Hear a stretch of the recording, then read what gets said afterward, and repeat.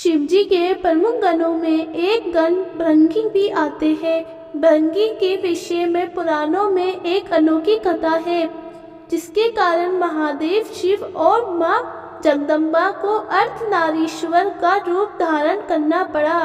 भृंगी शिव के महान भक्त थे।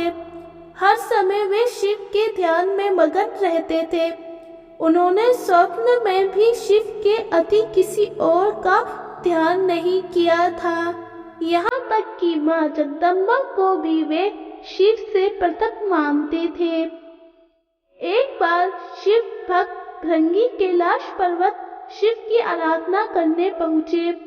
सदा की तरह शिव ध्यान में मगन थे तथा उनके समीप मां जगदम्बा बैठी थी। शिव प्रेम में लीन भृंगी का साहस इतना बढ़ गया कि उन्होंने मां जगदम्बा को शिव से अलग होकर बैठने का अनुरोध किया ताकि वे शिव की परिक्रमा कर सके। मां देवी ने इस पर आपत्ति जताई क्योंकि वे तो महादेव की शक्ति है। वे परम शिव से कैसे पृथक हो सकती थी।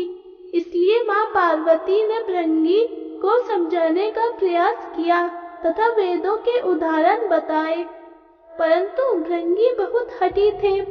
उन्हें शिव की परिक्रमा की ठान रखी थी। मां पार्वती द्वारा भृंगी को समझाई गई हर बात विफल रही। उन्होंने शिव की परिक्रमा पूरी करने के लिए सर्प का रूप धारण किया और शिव की परिक्रमा करने लगे। सरकते हुए मां जगदम्बा और शिव के बीच से निकलने की कोशिश करी। उनकी इस बेवकूफी से भगवान शिव के ध्यान में बाधा आई तो उन्होंने अर्धनारीश्वर का रूप धर लिया।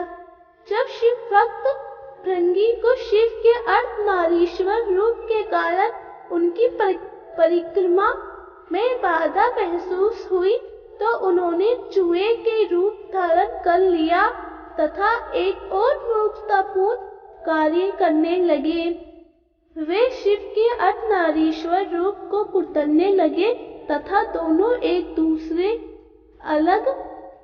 दूसरे से अलग करने का प्रयास करने लगे, जिससे मां जगदम्बा को क्रोध आ गया और उन्होंने भृंगी को श्राप दिया कि तूने मातृ शक्ति का अपमान किया है। अभी तुझसे तेरी माता का अंश समाप्त हो जाए।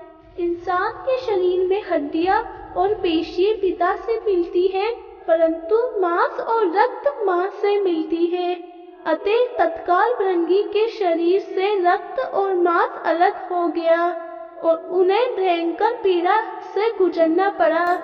इस पीड़ा की वजह से भृंगी को मातृ शक्ति के महत्व का ज्ञान हुआ तथा ये ज्ञात हुआ कि माता पिता दोनों ही पूजनीय होते हैं।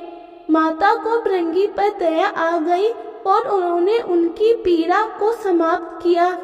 जब माता अपना श्राप वापस ले रही थी तो भृंगी ने उन्हें रोका और कहा कि मुझे इसी तरह ही रहने दे ताकि मैं अन्य जीवों के लिए उदाहरण बन सकूं, जिससे कोई फिर से मेरी तरह भ्रम में पड़ माता पिता को अलग ना समझे। अर्धनारीश्वर भगवान शिव और मां जगदम्बा ने भृंगी से प्रसन्न होकर उन्हें प्रमुख गणों में स्थान दिया तथा उन्हें 3 पैर प्रदान किए ताकि वे शरीर का भार संभाल सके। भृंगी को वे पद प्राप्त हुआ जिसके लिए इंद्र आदि प्रमुख देवता भी लालायित रहते हैं।